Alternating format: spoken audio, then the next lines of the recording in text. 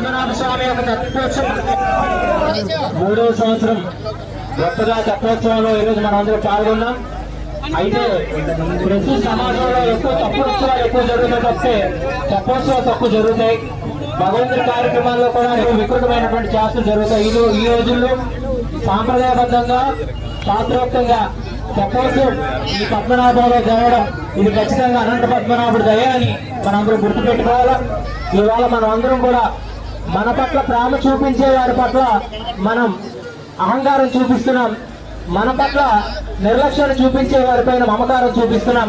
నిరంతరం కూడా భగవంతుడు సర్వకాల సర్వవ్యవస్థల్లో కూడా 24 గంటలు కూడా మన శ్రేయస్సుని మన మంచిని కూడా చూస్తున్నాడు. కాబట్టి అటువంటి భగవంతుడి పట్ల మనం ఎంతో భక్తి శ్రద్ధలు కలిగి ఉండాలో మరి చక్కగా ఈ తిరుకల్యాణ వార్షికోత్సవాల్లో మరి ఈ రోజు తెప్పోత్సవం ఎవరైతే తెప్పోత్సవాన్ని చూస్తారో వారందరికీ కూడా మానసికమైనటువంటి యొక్క ప్రశాంతత మానసిక పరిణితి స్వామి దేవాలయం వస్తుంది. కాబట్టి ఒట్లు కూర్చొని లేనిపోయిన పనికిమాలు మాట్లాడే కంటే కూడా చక్కగా స్వామి ఇప్పుడు మనందరినీ కూడా చూస్తున్నారు.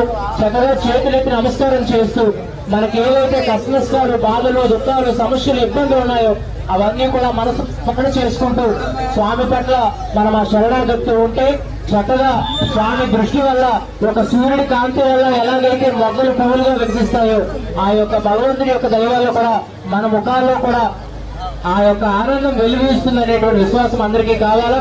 అందరూ కూడా జాగ్రత్తగా ఉండండి. చక్కగా పోలీసు వారు సహకరించండి. ఏమి రాజకీయ పార్టీ నాయకులకి సినిమా హీరోలకి జై కొడుతున్నాం ఈ రోజుల్లో, కానీ భగవంతుడు జై కొట్టాలంటే మాత్రం సిగ్గుపడేలు వస్తున్నాయి. అందుకు చక్కగా ఒక్కసారి అందరూ 2 చేతులు పైకెత్తి నిజంగా అంటే స్వామి ముగించేస్తారని పక్కన కొట్టి తాపేస్తారని మీకు తెలియదు. నేను మైకి ఆపినంత వరకు అక్కడ హారతి ఇచ్చినంత వరకు చెప్పడం. అందుకు చక్కగా నోరున్న వాళ్ళందరూ నోటితో, చేతులున్న వాళ్ళందరూ చేతులతో ఇంకా రెచ్చగొట్టు తెలుస్తున్నాను. నిజంగా పద్మనాభ అనంత పద్మనాభ స్వామి గడ్డ మీద మీరు పుట్టుంటే 2 చేతుల పైకెత్తి దగ్గరగా చెప్పండి, అనంత పద్మనాభ. అబ్బే చాలా మందికి వికలాంగుల పింఛన్లు కావాలా, అవి కొద్దిగా చూడండి. బొట్టు లేని నువ్వులు, రామనామం పలకని నోరు, శివాలయం లేని నోరు పరమ దరిద్రాన్ని పెద్ద చెప్పారు. కాబట్టి